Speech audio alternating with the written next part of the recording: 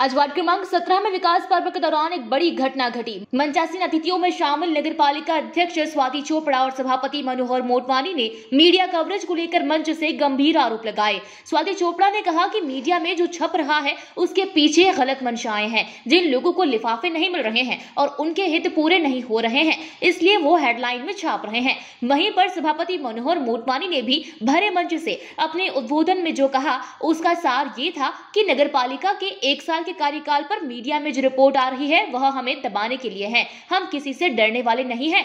सभा समाप्त होने के बाद जब मीडिया कर्मी ने उनसे इस बारे में सवाल किया तो पहले तो उन्होंने सफाई दी कि मैंने उक्त बात विपक्ष को लेकर बोली है। उसके बाद उन्होंने पूछे गए सवालों में फिर स्पष्ट तौर पर मीडिया पर आरोप लगाते हुए कहा कि अखबारों में जो छप रहा है वह झूठ है और उसके पीछे कुछ तो ऐसी मंशा है। उन्होंने यहाँ तक कहा कि इसके लिए मुझसे माफी मांगनी चाहिए।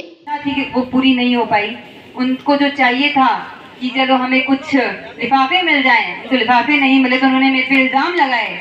लेकिन मैं आज सच के साथ खड़ी हूँ और मैं ये बोल सकती हूँ कि 1 इंच जमीन भी मैंने नगर पालिका की या नीमच की नहीं ली और 1 पैसा भी मैंने नहीं खाया है। और मैं इस मन से वापस ये आह्वान करती हूँ कि अगर कोई ये प्रूव कर दे तो मैं ये कहती हूँ कि मैं इस्तीफा दे दूंगी। और अगर नहीं प्रूव कर पाए तो उनको आके मुझसे माफी मांगनी चाहिए कि जो झूठ बक रहे हैं और जो झूठ वो सबको जनता को बहला फुसला के सत्ता की चाह में एक इंसान पे लगाए जा रहे हैं। क्या आप मेरे साथ नहीं हैं?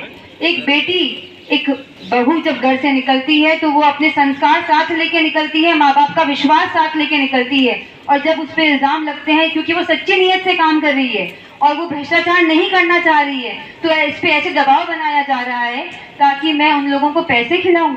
ऐसी सोच पे धिक्कार है, ऐसी सत्ता पे धिक्कार है। अच्छे कर्म ही हमारे साथ जाते हैं और वो भगवान जो हम सबको देख रहा है, वहाँ पर हम सबका एक अकाउंट है। तो जो गलत कर्म करेगा उसको भगवान कभी नहीं बख्शते।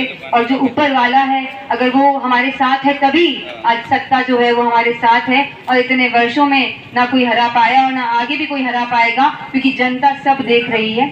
रोटी की हमें चिंता नहीं होती, तो हम में वो जज्बा, हम में वो कार्य करने की क्षमता है। इन चीजों से हम नहीं डरते। हमें और उत्साह और संबल मिलता है कि हमें और जनता का काम हिम्मत से करना है।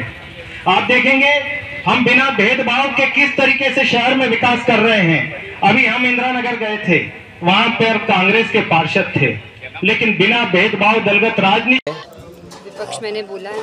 और मैं आज भी अपने बयान पे खड़ी हूँ और अड़ी हूँ कि अगर मेरे बारे में झूठा कोई छाप रहे हैं जिसमें इतना सा भी तथ्य नहीं है, अगर मुझे वो प्रूव नहीं कर सकते कि वो सच है और वो झूठ बोल रहे हैं तो उनको माफ़ी मांगो। तो हेडलाइन छाप रहे हैं और झूठ छाप रहे हैं और मैं विद प्रूफ बोल सकती हूँ कि जो हेडलाइन थी अखबारों की उसमें 1% भी सत्य नहीं था, वो पूरा झूठ था।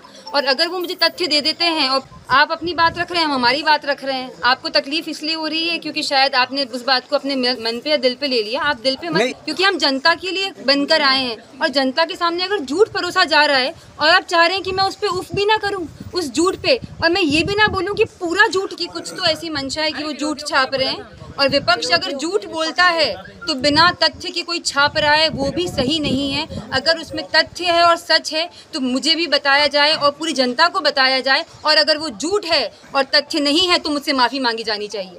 नीमच से अब्दुल अली रानी के साथ पवन राव शिंदे की रिपोर्ट।